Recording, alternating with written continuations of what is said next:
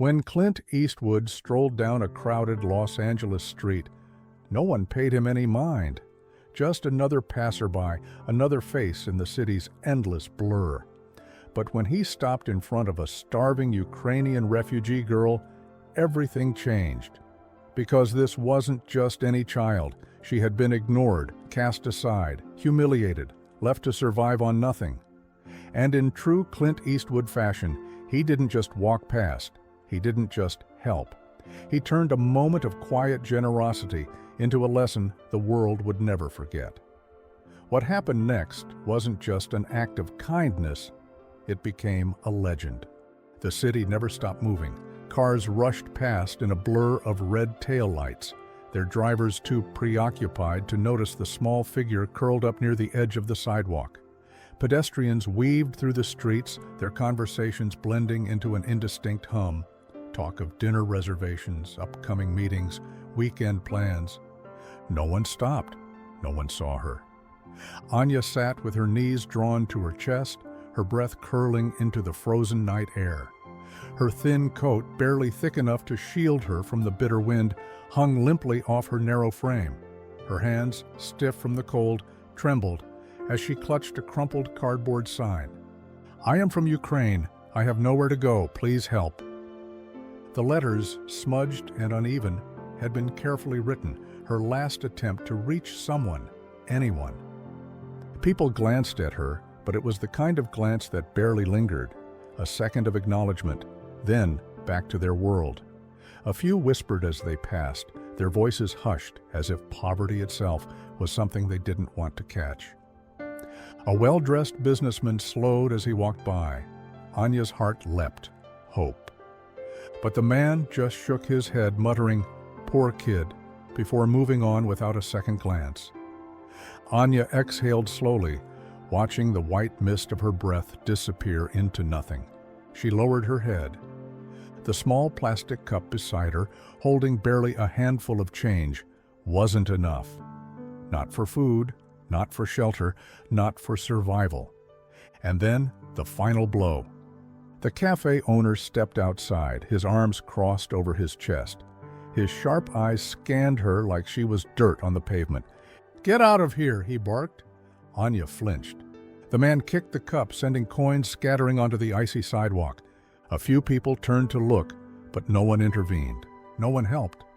And as Anya scrambled on her hands and knees to gather the last of her coins, she realized something. She was alone, utterly, completely alone. The hunger gnawed at her insides like a dull blade. 2 days, 2 full days since she had last eaten anything. At first she ignored it. Hunger was an old friend now, a dull ache in her stomach, a constant reminder that food was a luxury, not a guarantee. But now, it wasn't just hunger, it was weakness. Her legs trembled when she stood, her head spun when she walked. Her mother had promised she'd return. "Just wait here, Anya. I'll find work, I'll bring food." That was 3 nights ago. Anya had tried waiting, huddled in the same spot, her eyes scanning every passing face, hoping to see her mother's familiar figure. But the hours turned into days. The crowds shifted. The city didn't stop for missing people. And so she had been forced to beg. She stepped into a small bakery, the warmth hitting her like a dream. The smell of fresh bread filled the air, intoxicating, cruel. "Please," she whispered to the man behind the counter, her voice barely more than a breath. "Just 1 piece. I haven't eaten." The cashier's eyes hardened. "No handouts," he snapped, jerking his thumb toward the door. Anya's throat tightened. She turned, walking back outside, the cold wrapping around her like a punishment. Then, laughter. A couple in designer coats strolled past, their phones held high, vlogging. The woman, a perfect smile plastered on her face, turned the camera toward Anya. "Oh my God," she giggled. "Look at this, so sad." The man chuckled, shaking his head. "She's probably scamming people." They walked off, still laughing, still filming. Anya bit the inside of her cheek so hard she tasted blood. She didn't cry. She couldn't afford to, because in this world, no one cared. The hunger was unbearable now. It wasn't just an ache anymore. It was sharp, relentless, a twisting pain that hollowed her out from the inside. Anya curled in on herself, wrapping her arms around her stomach, trying to will it away. It didn't work. Her lips were cracked, her fingers stiff and numb. The cold had sunk deep into her bones, settling there like it belonged. And still no one stopped. A shadow passed over her. She looked up. An old woman, her face lined with time, stood there, kind eyes, a hesitant smile, hope. The woman reached into her purse, fingers closing around something, maybe a bill, maybe enough for a meal. But then her friend leaned in close, whispered something into her ear. "Don't encourage beggars." And just like that, the moment was gone. The old woman sighed, her fingers retreating. She nodded once, almost apologetic, then walked away. Anya lowered her gaze. She felt it then, that last bit of hope flickering, sputtering, fading. Laughter broke through the air, sharp, cruel. A group of teenage boys stood a few feet away, watching her like she was some kind of joke. One of them took a bite of his burger, chewed slowly, then tossed the rest onto the ground near her feet. "Oops," he smirked. Another threw a half-eaten sandwich. It landed just inches from her trembling hands. "Come on," one of them laughed. "Aren't you hungry?" Anya didn't move. She didn't cry. She just stared at the pavement, her breath shaky, her fingers curled into the fabric of her coat. She was too tired to fight, too weak to run. The world had already decided what she was: invisible. The city moved around her, fast, unbothered. No one cared. And then he appeared. A tall, weathered man moved slowly down the sidewalk, his hands tucked into the pockets of a brown leather jacket. He wasn't like the others. He didn't have his phone out. He didn't rush. He didn't avoid the cold or the noise. He just walked, steady, deliberate, like he had all the time in the world. And then he stopped, right in front of her. The city noise seemed to dull around them. The people passing by slowed. Something was happening. Anya lifted her head, and for the first time in a long time, someone was looking at her, not through her, not around her, at her. His piercing blue eyes studied her, unreadable, unshaken. Clint Eastwood. She had seen him before, on the small, flickering TV in the shelter weeks ago. A cowboy, a gunslinger, a man who never lost. But here he was, real, solid, standing in front of her like he had stepped out of the screen. She blinked, almost not believing it. Clint knelt down, resting an arm on his knee. His voice was low, gravelly, unmistakable. "You hungry, kid?" The air shifted. Pedestrians slowed their steps, eyes turned. People were starting to notice, because they knew something was about to happen, something that would change everything. For a moment there was nothing, just the frozen air between them. Anya hesitated, her lips parting slightly, but no words came out. She wasn't sure if she could trust this. People didn't stop for her, they didn't kneel, they didn't ask. But this man, he was different. Clint Eastwood didn't look at her with pity. He didn't frown, didn't sigh, didn't offer some empty apology before walking away. He was just there, steady, unshaken, seeing her. Anya swallowed, her throat dry. Clint's voice, rough but gentle, broke the silence again. "You hungry, kid?" She nodded. It was the smallest movement, but it carried the weight of everything she had been through. For the first time in days, someone had asked, and for the first time, she had allowed herself to answer. The world around them shifted. Pedestrians, who had ignored her minutes before, began to slow their steps. Whispers spread. People turned to look. "Wait, is that?" "No way, that's Clint Eastwood." "What's he doing?" A businessman who had stepped around Anya without a second glance now stood frozen, watching.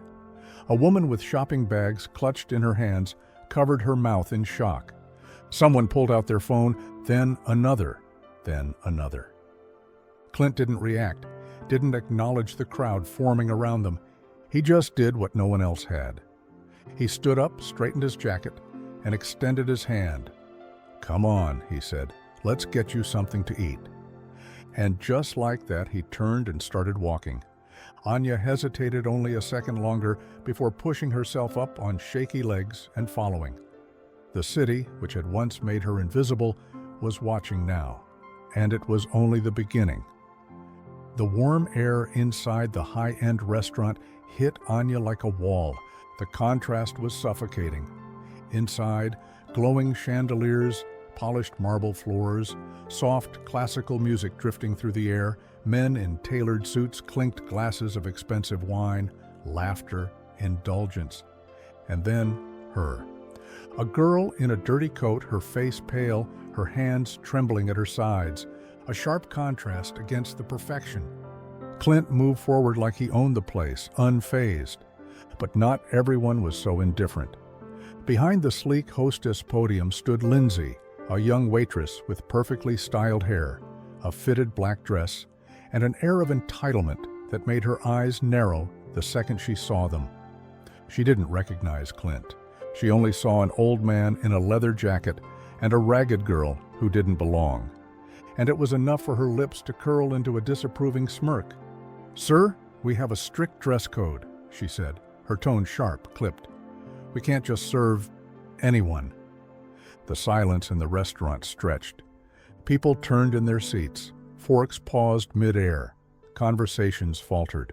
Outside, the small crowd that had followed them gasped, a few pressing against the windows, watching. Then the first phone lifted. Recording. Clint didn't move, didn't react, didn't flinch. His expression was unreadable, but something in his stance changed. Something small, something dangerous, the kind of quiet before a storm. Lindsay, oblivious to her mistake, tilted her head, waiting. Clint's voice, when it came, was low, controlled, unshakable. "Get your manager." The air in the restaurant grew thick. A few diners shifted in their seats, sensing something bigger than an ordinary scene about to unfold. Someone in the crowd outside whispered, "She has no idea who she's talking to." And Lindsay? She was about to find out. For a moment, there was only silence. Then, hurried footsteps. A man in a neatly pressed suit burst from the back of the restaurant, nearly stumbling in his rush to get to the front. His face was flushed, his eyes darting frantically between Clint Eastwood and the mortified waitress standing beside him. And then he recognized him. The color drained from his face. "Mr. Eastwood, I'm so sorry. We didn't realize..." His voice cracked as he fumbled to regain control. "Please, right this way, sir. We'll get you the best table in the house." Lindsay, the waitress, went completely still. Her hands trembled, her breath hitched. She had just insulted Clint Eastwood, the legend, the man whose name was spoken in reverence across Hollywood, the man whose face had graced decades of films, the man everyone respected, and she had treated him like a nobody. She swallowed hard, her throat tight. Clint, however, didn't move. He didn't acknowledge the scrambling apologies, didn't blink at the manager's desperate attempts to salvage the situation. Instead, he turned his piercing blue eyes toward the waitress. Lindsay flinched under the weight of his gaze. His voice, when he finally spoke, was steady, low, final. "I don't need special treatment." The words hung in the air, thick and unchallenged. A beat of silence. Then Clint shifted. His expression didn't change, but the air around him did. He pointed to the small, frail girl standing beside him. "But this little girl?" He let the words sink in. "She eats, and she eats first." The restaurant held its breath. A few guests lowered their silverware, shame creeping into their expressions. Others, who had pretended not to see Anya moments before, now sat uneasy, shifting in their seats. Lindsay's lips parted as if to speak, but there was nothing she could say. She had already lost. The manager nodded frantically, motioning for them to follow. "This way, sir," he said, his voice barely above a whisper. And as Clint Eastwood led Anya through the restaurant, heads turned, mouths stayed shut, and for the first time that night, the girl who had once been invisible was finally seen. The warmth of the restaurant was almost too much. For hours, Anya's world had been cold, harsh, unforgiving. Now she was wrapped in warmth, not just from the heat of the room, but from the steaming bowl of soup placed in front of her. Her hands shook as she picked up the spoon. The restaurant was silent. No one spoke. No one dared. They just watched. Clint leaned back in his chair, his fingers laced together, his expression unreadable. He wasn't impatient. He wasn't waiting for a thank you. He was just there, present, unmoved. Anya stared at the soup. It smelled rich, warm, comforting. But part of her didn't believe it. Was this real? Or was it another moment that would disappear if she reached for it? Her fingers tightened around the spoon. Slowly, carefully, she dipped it into the broth, lifting it to her lips. And then she took the first sip. Heat spread through her chest, down her arms, into her frozen fingers.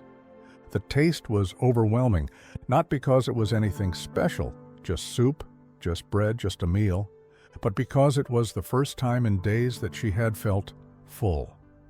She ate slowly at first, small bites, careful sips, as if she was afraid someone would take it away. No one did. No one rushed her. No one stopped her. Across the table, Clint Eastwood sat, watching. Not in pity, not in judgment, just watching. And for the first time, Anya didn't feel invisible. She felt safe.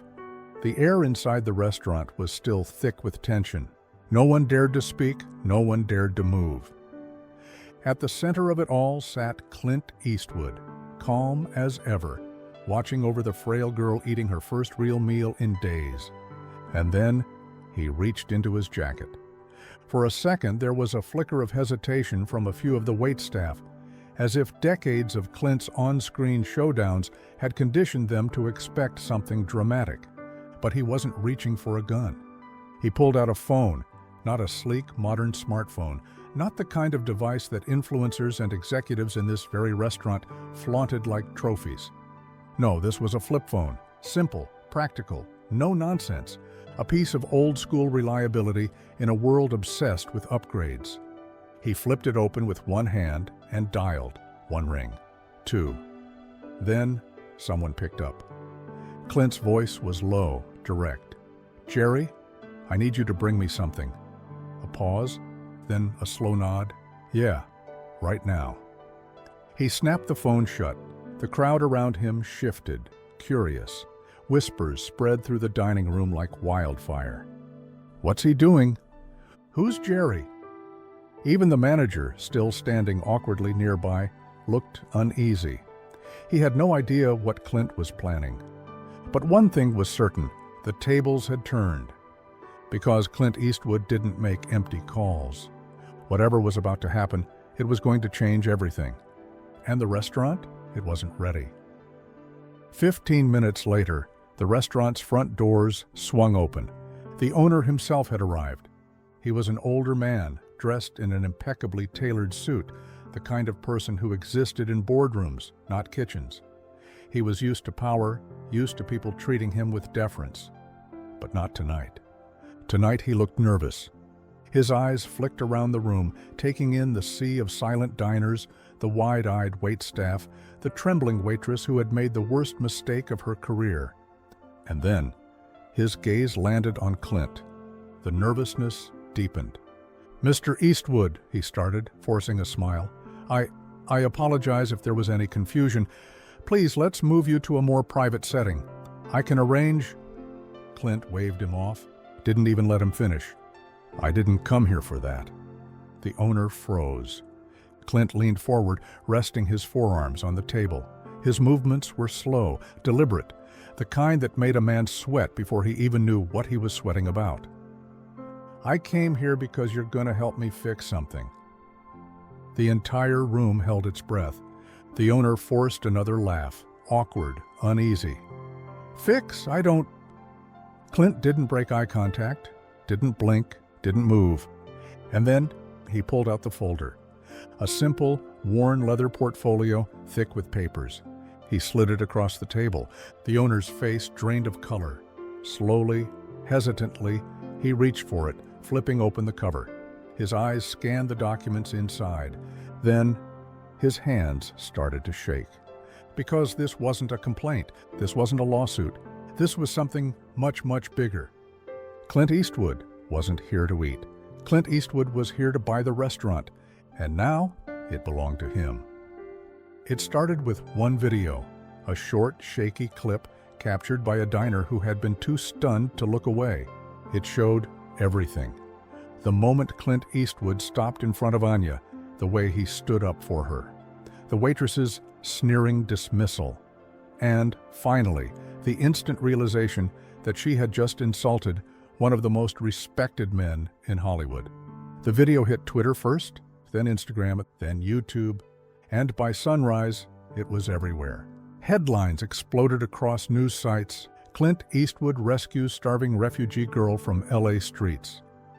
Hollywood legend buys restaurant after waitress, denies service to homeless child. Clint Eastwood's quiet act of kindness sparks national movement. The internet erupted. Comments flooded in from around the world. I just cried watching this. We need more people like Clint. This little girl went from being ignored to being protected by a legend. I have chills. And this is why Clint Eastwood is a different breed. Then the donations started pouring in. Someone had tracked down Anya's mother. A GoFundMe page was set up to help them get back on their feet. Within hours, thousands of people donated. Within 24 hours, it hit $500,000. Even celebrities started sharing it. Big names, actors, directors, even a few politicians. The momentum was unstoppable. And through it all, Clint Eastwood, he didn't say a word. No interviews, no press statements. Because real legends don't do it for the attention. They just do what's right. Inside the restaurant, the weight of what had happened was still sinking in. Lindsay, the waitress, stood frozen in the middle of the dining room. She already knew. Her career? Over. Her reputation? Destroyed. The restaurant manager's voice was tight with barely controlled fury. Get your things. You're done here. Lindsay's chest tightened. She swallowed hard, nodding without argument. But then, Clint raised a hand. The manager stopped mid-sentence. The entire room turned to Clint, waiting. His voice was calm, even, unshaken. She made a mistake. We all do. Lindsay stared at him, disbelieving. He wasn't going to let them fire her? The manager hesitated. But sir, Clint shook his head. And then he did what no one expected. He gave her a choice. You can leave right now, pretend this never happened, and find another place where respect doesn't matter. A beat of silence. Then he leaned forward slightly. Or you can stay, work under new management, learn what it means to treat people right. Lindsay froze. Her heart pounded, her throat burned. Stay? After all this? She glanced around the restaurant, at the waiters, the customers, the eyes now watching her with judgment instead of admiration. She wasn't the one in power anymore. But maybe she never really had been. Finally, she took a slow breath. I'll stay. Clint nodded once, and just like that, her fate was decided. Because this wasn't just about punishment. This was about a lesson. And in Clint Eastwood's world, respect wasn't given. It was earned. The world had finally stopped ignoring her. The donations kept pouring in. People from every corner of the country, even from overseas, sending whatever they could. $10, $50, $5,000. Within days, the GoFundMe reached over $1 million. It was life-changing money. But more than that, it was a second chance. Anya's mother had been found. The day after Clint's story went viral, she had been located at a temporary shelter across town, desperately searching for her daughter. She had been robbed, her few belongings stolen, her phone gone. She had tried to come back for Anya, but the city had swallowed her up. Now, standing in the doorway of the small, warm apartment that Clint had helped secure for them, she pulled Anya into a tight, tearful embrace. "I'm so sorry," she whispered into her daughter's hair. "I never should have left you alone." Anya held onto her tighter, but this time the fear was gone. This time they weren't alone. A week later, Clint visited them at their new home. It was small, but safe, a place of their own. A place where Anya could finally sleep without fear.